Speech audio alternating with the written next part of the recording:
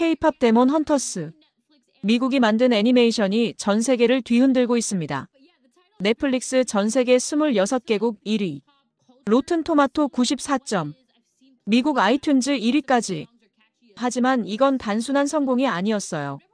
서울 국립중앙박물관에 외국인들이 몰려와 호랑이 배지를 사재기하고 PTSD를 앓던 해외 팬들이 이 애니메이션으로 치유받고 있다는 충격적인 사실. 더 놀라운 건 미국 제작진이 한국 무속을 미신의 미화라고 비판받았는데 오히려 조선시대 실제 기록과 일치한다는 반전까지. 한국 전통 민화가 전 세계 젊은이들의 필수 굿즈가 되고 K-팝이 단순한 음악을 넘어 영혼의 치유가 된 이유는 무엇일까요? 본격적인 이야기에 들어가기 전에 잠시만요. K-팝 데몬 헌터스에 대한 여러분의 생각을 댓글로 작성해주세요. 또한 이야기 들으시면서 기대가 되신다면 구독과 좋아요로 함께 해주세요. 한국 문화가 세계를 사로잡은 놀라운 비밀 지금 공개합니다.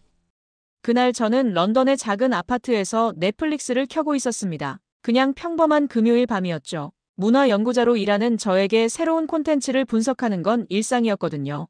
K-팝 데몬 헌터스. 처음엔 제목만 보고 웃었어요.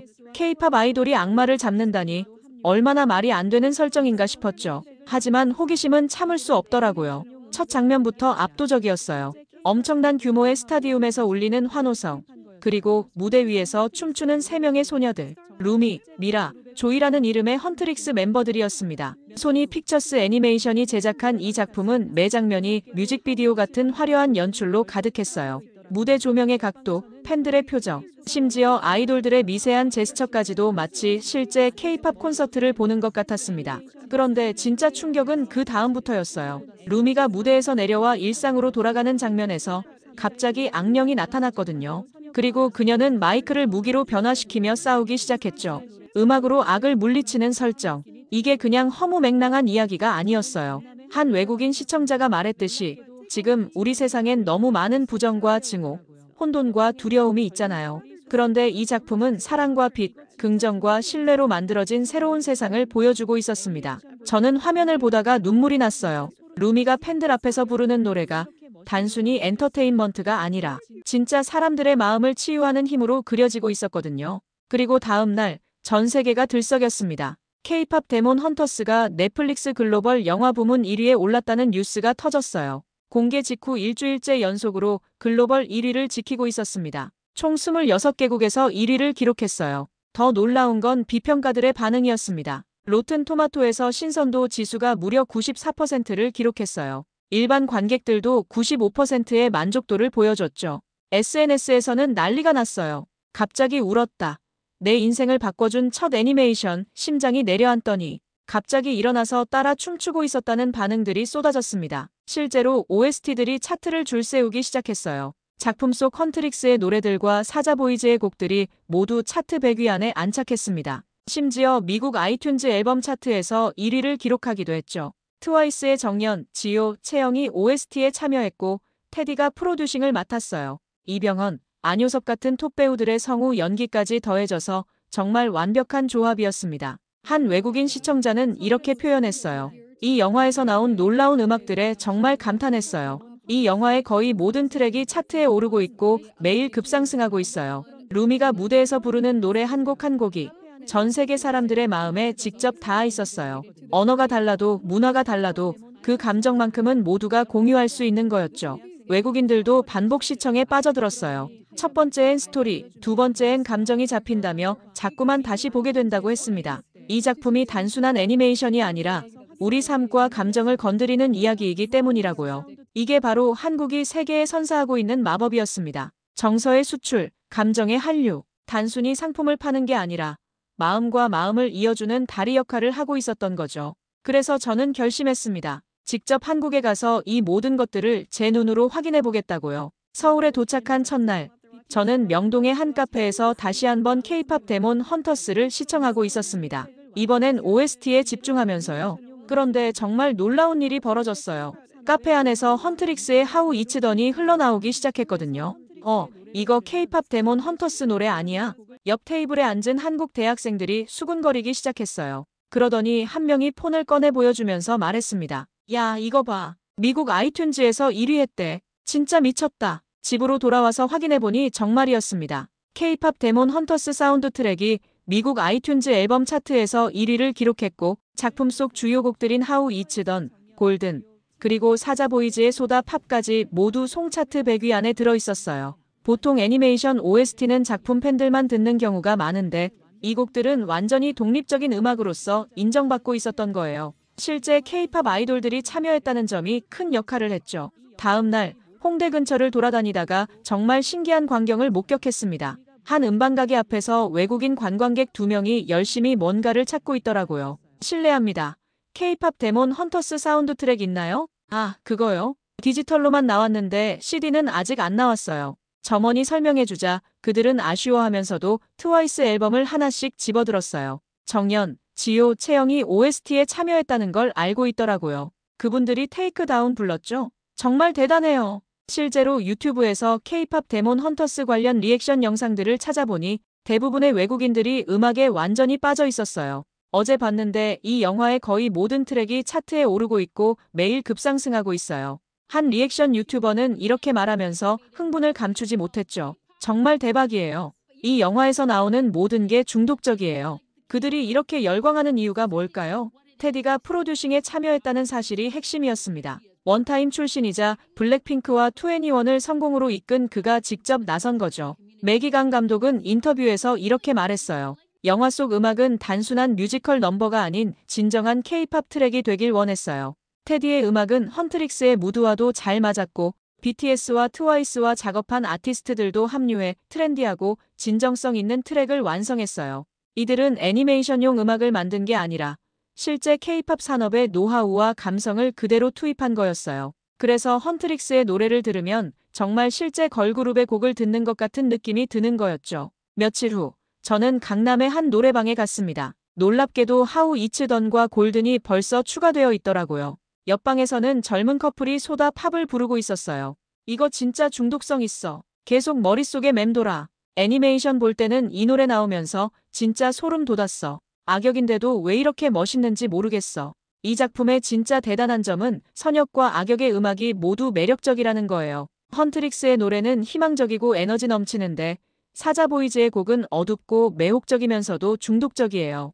결국 이 작품이 전 세계적으로 성공할 수 있었던 이유 중 하나가 바로 이 음악적 완성도 때문이었어요. K-팝의 글로벌 파워를 애니메이션이라는 새로운 형태로 보여준 거죠. 서울에서 일주일을 보낸 후 저는 이상한 기분을 느끼기 시작했어요. K-팝 데몬 헌터스를 다시 볼 때마다 애니메이션 속 한국과 실제 한국이 너무나 닮아 있다는 생각이 들었거든요.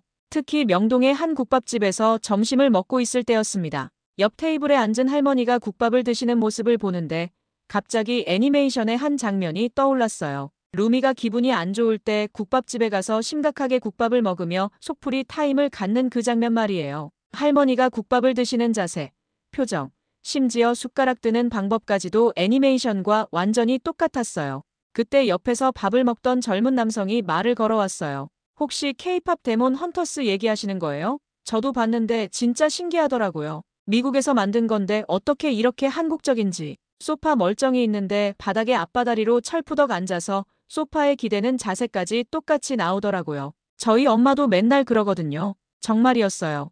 그날 저녁 숙소로 돌아가는 길에 유심히 관찰해보니 길거리에서 만나는 한국 사람들의 모습이 애니메이션과 너무나 일치하고 있었어요. 그 답은 며칠 후 인터뷰 영상에서 찾을 수 있었습니다. 매기강 감독이 직접 밝힌 제작 과정이었어요. 제작진 10여 명과 함께 북촌, 명동, 민속촌을 다니며 한국적 느낌을 체험하고 자료를 수집했어요. 한국 골목, 음식, 소품 하나까지 놓치지 않으려 노력했죠. 단순히 상상으로 만든 게 아니라 직접 와서 체험하고 관찰한 결과였던 거예요. 다음 날 저는 북촌 한옥마을에 가봤습니다. 한옥의 처마곡선, 기와 하나하나의 질감, 심지어 대문 앞의 장독대까지도 애니메이션에서 본 것과 똑같더라고요. 와, 진짜 똑같네요. 옆에서 사진을 찍던 일본인 관광객이 감탄했어요. K-팝 데몬 헌터스 보셨어요? 네. 그 애니메이션 때문에 한국에 왔어요. 진짜 한국 생활을 보고 싶어서요. 정말 놀라웠어요.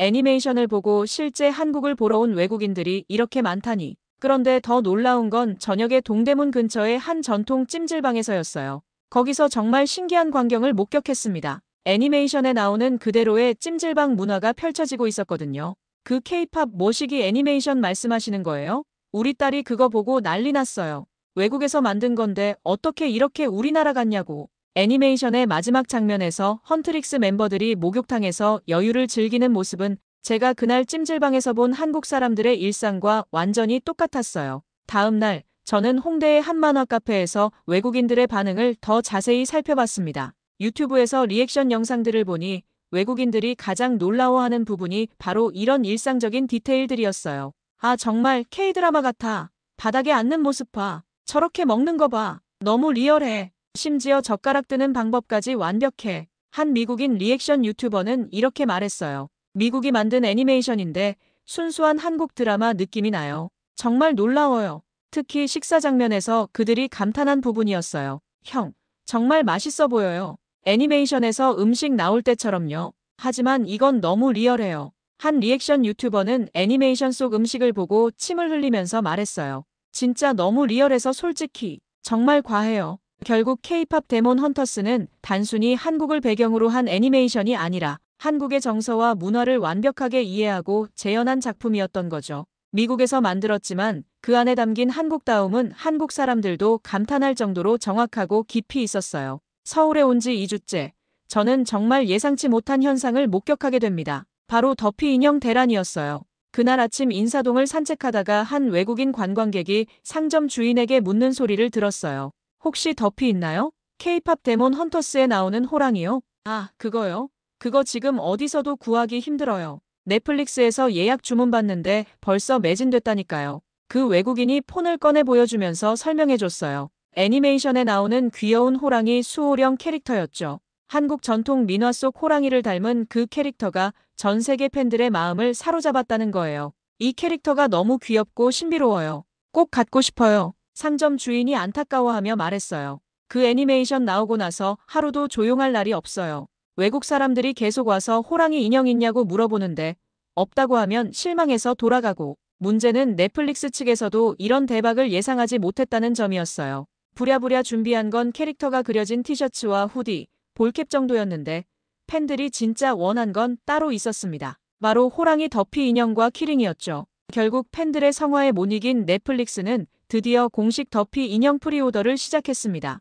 약 25cm 크기의 배송비까지 포함해서 약 12만 원이나 하는 인형이었지만 벌써 프리오더가 마감될 정도로 큰 인기를 끌었어요. 하지만 팬들은 기다릴 수가 없었나 봅니다. 갈증을 해결하기 위해 뜻밖의 장소로 향하기 시작했거든요. 바로 한국의 국립중앙박물관이었어요. 국립중앙박물관은 오래전부터 자코도 관련 굿즈를 만들고 있었던 거죠. 특히 호랑이 배지는 딱 보는 순간 이거 완전 더피랑 비슷한데?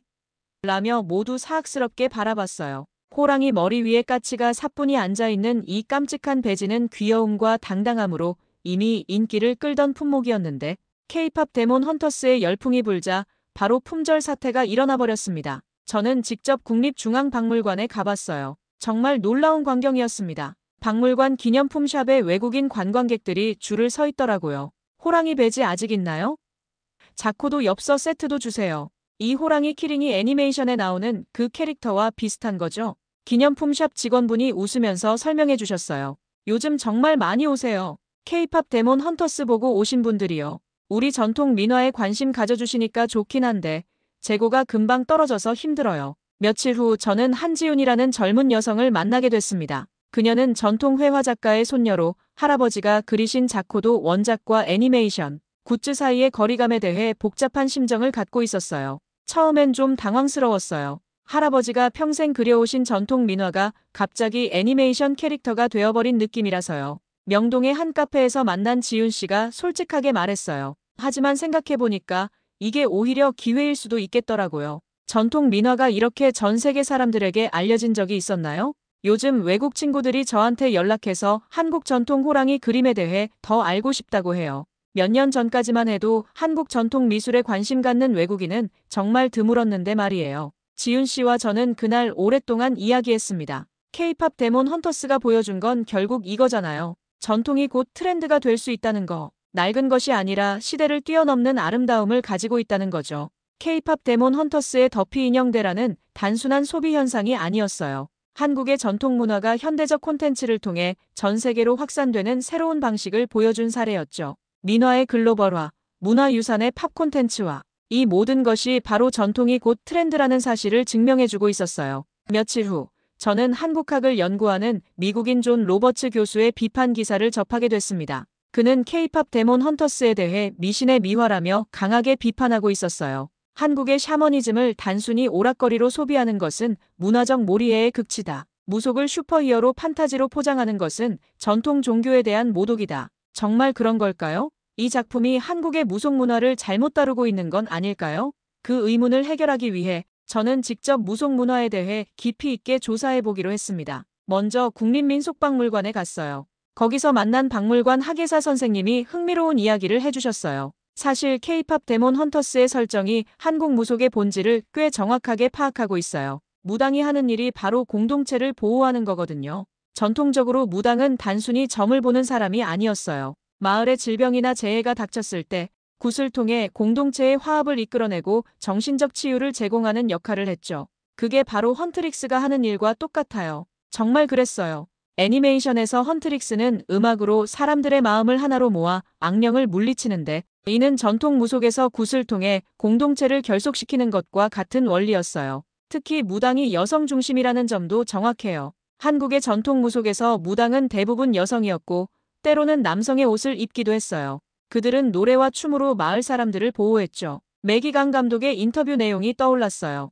우리가 헌터들의 계보를 생각할 때 한국 문화의 무당 여성들에서 영감을 받았어요. 실제로 샤먼들은 한국에서 대부분 여성이고 남성 복장을 입기도 해요. 그들은 첫 번째 콘서트 같은 것을 통해 노래하고 춤추며 그들의 마을과 공동체를 보호하는 놀라운 여성들이죠. 그런데 사자보이즈는 어떨까요? 한국학 도서관에서 찾은 자료에 따르면 저승사자는 단순히 죽음을 가져오는 존재가 아니었어요. 오히려 질서를 유지하고 균형을 맞추는 역할을 하는 존재였죠. 검은 도포를 입고 갓을 쓴 모습, 그리고 특별한 힘을 가진 존재라는 설정. 애니메이션의 사자보이즈가 바로 이런 저승사자의 모습을 현대적으로 재해석한 거였어요. 그때 도서관에서 우연히 만난 종교학과 대학원생 김민수 씨와 이야기를 나눴어요. 존 로버츠 교수의 비판을 저도 봤는데 좀 아쉬워요. 서구 중심적 시각에서 바라본 것 같거든요. 무속을 원시적인 미신으로 보는 관점이요. 하지만 한국의 무속은 단순한 미신이 아니라 고도로 발달한 정신적 치유 시스템이었어요.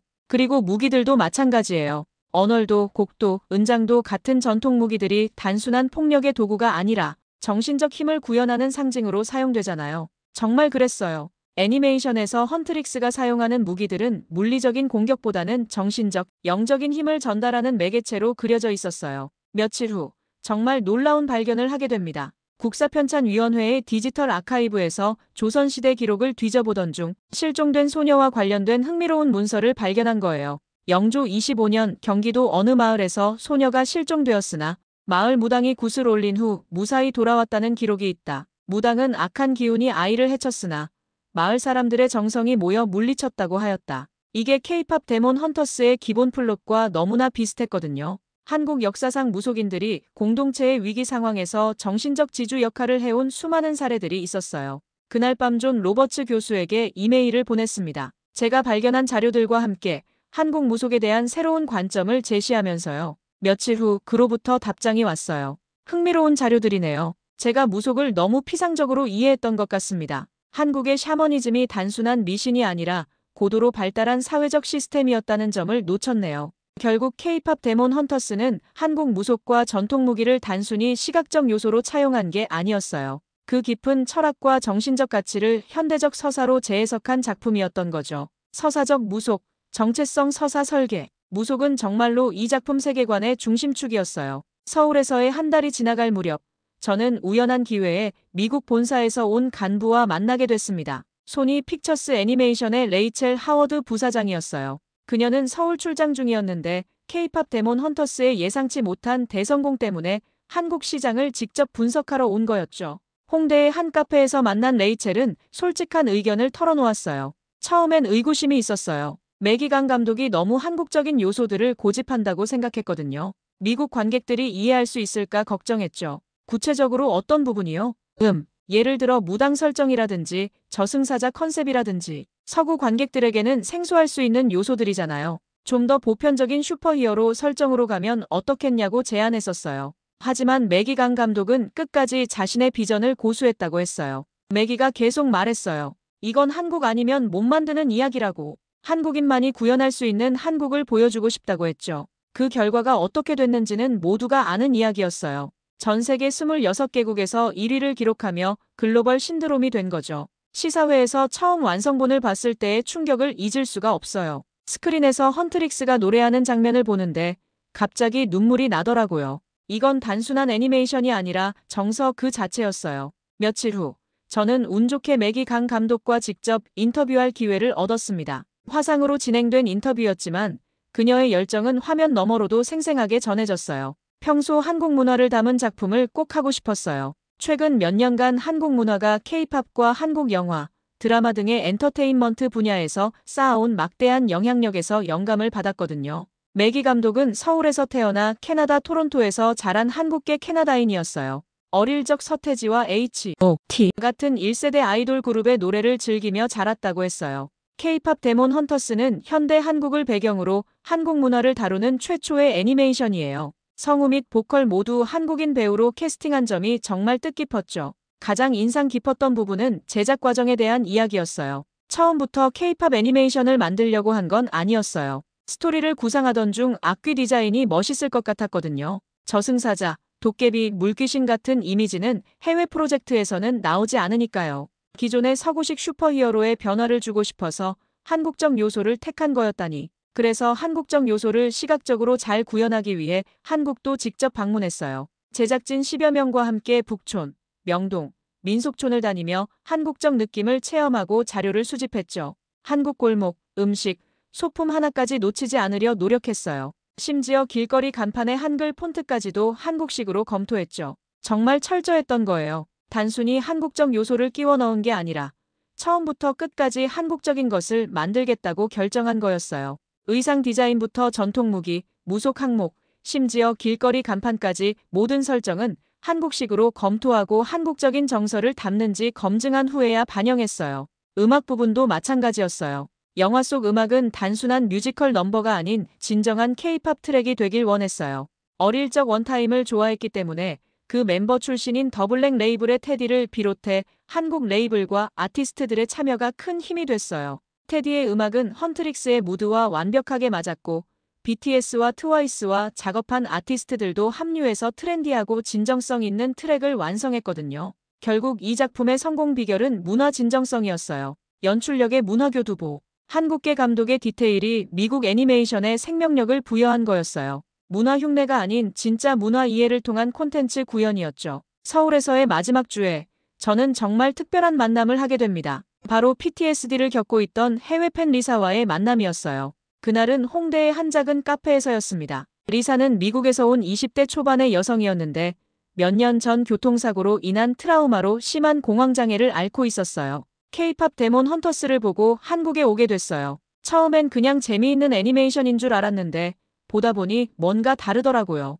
특히 헌트릭스의 음악을 들을 때마다 마음이 차츰 안정되는 걸 느꼈어요. 리사의 이야기를 들으면서 저는 깊이 감동받았어요. 단순한 엔터테인먼트를 넘어서 진짜 치유의 힘을 경험했다는 거잖아요. 특히 루미가 부르는 하우 이츠던을 들으면서 처음으로 제 자신을 받아들일 수 있었어요. 완벽하지 않아도 괜찮다는 메시지가 너무 절실했거든요. 정말 그랬어요. 애니메이션에서 헌트릭스의 음악은 단순히 악령을 퇴치하는 수단이 아니라 사회 전체를 치유하는 메시지를 담고 있었거든요. 처음에는 제 트라우마와 불안감을 숨기려고만 했어요. 하지만 루미도 자신의 상처를 드러내는 걸 두려워하다가 결국 극복하잖아요. 그 모습을 보면서 용기를 얻었어요. 리사는 팬데믹 기간 동안 BTS의 음악을 들으며 위로받았던 경험도 이야기해줬어요. 그때도 느꼈지만 K-팝은 단순한 음악이 아니에요. 뭔가 영혼을 치유하는 힘이 있어요. K-팝 데몬 헌터스는 그런 K-팝의 본질을 완벽하게 보여준 작품이라고 생각해요. 다음 날 저는 홍대 근처의 한 라이브 카페에서 흥미로운 광경을 목격했습니다. 젊은 사람들이 모여서 K-팝 데몬 헌터스 OST를 함께 부르고 있었는데 그 분위기가 정말 특별했어요. 마치 애니메이션 속 혼문을 실제로 만들어내는 것 같았거든요. 이 노래 들으면 진짜 힘이 나요. 특히 골든 부분에서 모두가 함께 부를 때 정말 마법 같은 느낌이에요. 혼자가 아니라는 걸 느끼게 되거든요. 정말 그랬어요. 음악을 통해 사람들이 하나로 연결되고 그 연결의 힘으로 각자의 어둠을 몰아내고 있었어요. 며칠 후, 저는 한국 전통음악에 대해 연구하는 교수님을 만났어요. 사실 우리 전통음악의 본질이 바로 그거예요. 치유와 공동체 결속 말이죠. 국악과 박민수 교수님이 설명해 주셨어요. 굿에서 부르는 무가도, 마을 제사에서 연주되는 음악도 모두 같은 목적이었어요. 음악을 통해 사람들의 마음을 하나로 모으고 그 힘으로 부정적인 기운을 몰아내는 거죠. 그럼 K-팝도 그런 전통의 연장선인가요? 그렇다고 봐야죠. K-팝이 전 세계적으로 사랑받는 이유가 단순히 멜로디나 퍼포먼스 때문만은 아니거든요. 그 안에 담긴 치유의 메시지와 공동체 의식 때문이에요. 그날 저녁 리사를 다시 만났어요. 그녀가 한국에서의 마지막 날을 보내고 있었거든요. 이번 여행이 정말 의미 있었어요. K-팝 데몬 헌터스를 통해 K-팝의 진짜 의미를 깨달았고 실제 한국에서 그 문화를 직접 체험할 수 있었거든요. 가장 큰 변화는 제 자신을 바라보는 시각이에요. 예전엔 트라우마를 부끄러워했는데 이제는 그것도 저의 일부라고 받아들일 수 있게 됐어요. 루미처럼 말이에요. 이제 K-팝을 단순 소비가 아닌 영혼의 힘으로 받아들여요. 음악을 들을 때마다 전 세계의 팬들과 연결되어 있다는 걸 느끼거든요. 해외 팬들의 반응도 마찬가지였어요. 한 외국인 시청자는 이렇게 말했어요. 헌트릭스가 선역인 건 당연해요. 그들은 음악을 사용해서 사람들을 하나로 만들고 더 큰 집단의 일부라고 느끼게 해줘요. 그리고 실제로 그 힘을 사용해서 세상에 좋은 변화를 만들어내죠. K-팝은 이제 단순한 문화상품을 넘어선 영적 경험으로 작용하고 있었고 한국 음악이 인류 공동체 회복에 기여한다는 서사가 현실이 되고 있었습니다. 이것이 바로 K-팝의 진짜 힘이었어요. 영적 K-팝, 감정 공동체의 리더, 음악이 약이 되는 나라, 한국. 서울에서의 마지막 날, 저는 한국학 연구자 올리비아 박 교수와 만났습니다. 그녀는 제가 지난 한 달간 경험한 것들에 대해 날카로운 비판을 던졌어요. 엘리자 씨가 본 건 결국 외국인의 환상일 뿐이에요. K-팝 데몬 헌터스도 마찬가지고요. 진짜 한국은 그렇게 로맨틱하지 않거든요. 올리비아 교수는 시카고 대학에서 한국학을 전공한 후 서울에서 10년째 살고 있는 한국계 미국인이었어요. 애니메이션 속 한국은 너무 이상화된 거예요. 실제 한국 사람들의 일상은 훨씬 복잡하고 때로는 힘들어요. 그럼 함께 여행해 볼까요? 제가 진짜 한국을 보여드릴게요. 다음 날, 저희는 서울 외곽의 한 전통시장으로 향했습니다. 관광객들이 거의 오지 않는 정말 현지인들만 이용하는 시장이었어요.